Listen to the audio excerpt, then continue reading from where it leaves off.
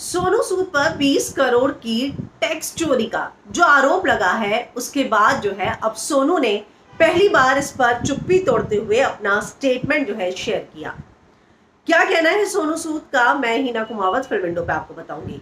तो 20 करोड़ की टैक्स चोरी का आरोप लगाते हुए उनके चैरिटी ट्रस्ट द्वारा विदेशी चंदा अधिनियम एक्ट के नियमों के उल्लंघन का भी आरोप लगाया गया है।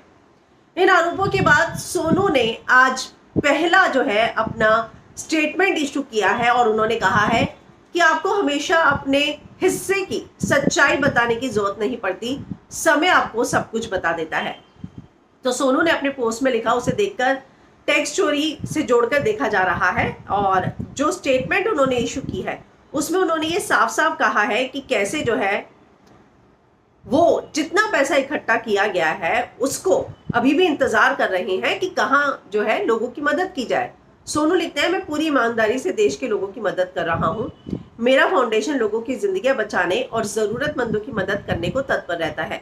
मैं बीते 4 दिनों से कुछ मेहमानों की सेवा में व्यस्त था, इसलिए आप लोगों की मदद नहीं कर सका। अब मैं आप लोगों की मदद के लिए आ गया हूँ। और साथ ही इसको शेयर करते हुए सोनू ने लिखा, कर भला हो भला, अंत भले का भला। तो एक बात तो तय है कि सोनू ने इन सारे आरोपों को डिनाई किया है लगभग। हालांकि जाहिर सी बात है कि वो यही बात कर रहे हैं कि ईमानदारी से देश की सेवा की है। तो जो उन पर ये आरोप लगे थे उसके बाद बहुत सारे लोग आहत थे कि अगर सोनू सूद पर इस तरह के आरोप लग सकते हैं तो आखिर अब किस पर विश्वास किया जाए, क्योंकि उनको तो लोग मसीहा मानने लग गए थे।